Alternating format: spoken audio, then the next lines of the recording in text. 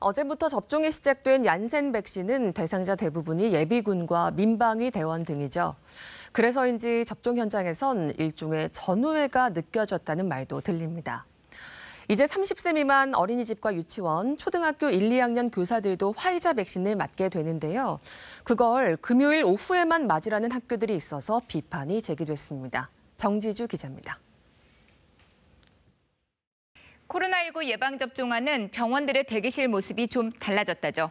고령층이 많았었는데요. 곳곳에서 다 낫까, 그러니까 군대 말투로 대화를 나누는 사람들이 많아졌습니다. 흡사, 예비군 훈련장 같다는 얘기도 들리던데요. 30세 이상 예비군과 민방위 대원 등 89만 명이 접종 대상입니다. 그래서일까요? 아재 백신이라는 별칭도 있던데요. 얀센 백신 접종이 시작이 돼서입니다. 뻐근하실 거예요. 한 2, 3일 힘드실 수 있다 생각하시고. 그래도 한 번만 맞으면 됩니다. 사전 예약하는 게 거의 전투 수준이었다죠. 조기에 마감될 정도로 인기가 많았습니다. 다른 백신이 좀 다르고 빨리 끝난다고 하니까 그에 대한 좀 안도감? 그런 게 좀 큰 것 같아요. 안심이 되는 느낌이 있고요. 하루빨리 좀 코로나가 좀 잠잠해져서 여행도 많이 다니고 싶습니다. 모더나 백신도 있습니다. 지난 1일 한국에 들어왔고요. 다음 주쯤 접종에 투입이 될 예정입니다. 그렇게 우리 국민이 맞고 있거나 맞게 될 백신이 이렇게 4종류가 됐습니다. 생각보다 아프지 않더라, 진통 해열제를 먹으니까 괜찮더라. 이런 SNS상의 긍정적인 후기가 잇따르고 있고요. 백신 접종을 완료하면 단체 여행이더라도 해외여행길이 열린다죠. 접종자에 대한 혜택도 곳곳에서 나오고 있습니다. 그래서 접종에도 속도가 붙고 있는데요.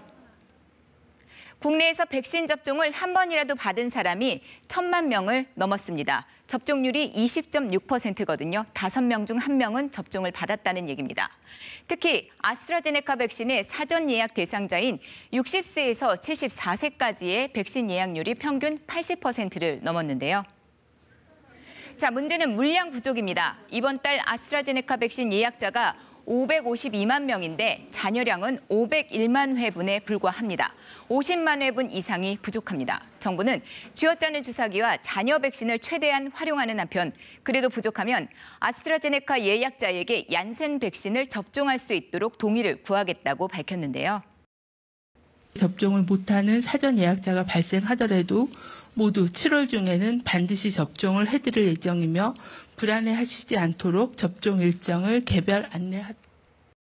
그리고 15일부터는 30세 미만 어린이집과 유치원, 초등 1, 2학년 선생님 등이 화이자 백신을 맞게 됩니다. 20만 명 예약이 조기에 마감이 될 정도로 많은 분들이 관심을 가졌는데요. 그런데 이거를 금요일 오후에만 맞아라, 이런 강요가 있었다는 주장이 제기가 돼서 논란입니다. 대전의 한 초등학교에서 교감이 교사에게 보낸 메신저 내용입니다. 교사가 백신 접종 일정을 개인별로 조율하겠다고 하자 금요일 오후에 모두 예약하라고 권했다죠. 관리자분들이 금요일 날 날짜를 지정해서 맞으라고 하셔서 저희들은 심적으로 부담이 되고 그렇게 예약을 할 수밖에 없었어요. 주중에 교사가 백신을 맞고 휴가를 쓰면 대체 강사를 구해야 하는데 이게 쉽지 않기 때문이라죠. 하지만 교사들은 대안이 있다고 얘기를 합니다. 임시 시간표도 있고요. 교장이나 교감 선생님이 보결을 담당할 수도 있다고 하는데요. 선택권이 보장돼야 함에도 불구하고 학교장이 일방적으로 지시를 해서 갑질로도 비춰질 수 있는 이런 문화가 여전히 존재하는 것은 반드시 시정돼야 한다. 2학기 전면 등교가 추진되고 있는 상황입니다. 선생님들의 백신 접종도 속도가 붙을 텐데 적어도 백신 접종일은 강요받지 않아야 한다. 교육청의 행정 지도가 필요하다는 목소리가 높습니다. KBS 뉴스 정지주입니다.